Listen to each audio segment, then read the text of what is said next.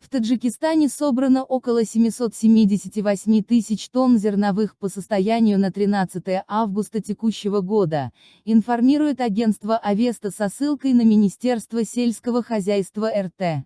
По данным источника агентства, зерновые в текущем году были посеяны на площади 307 568 гектаров.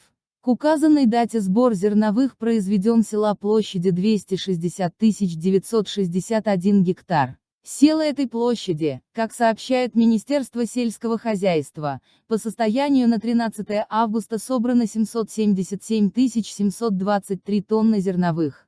В то же время отмечается, что 213 087 гектаров от общей площади зерновых составляет пшеница.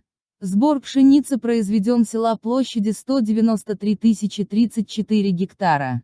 Всего села указанной площади собрано 630 215 тонн пшеницы, что на 127 394 тонны больше по сравнению с аналогичным периодом 2020 года.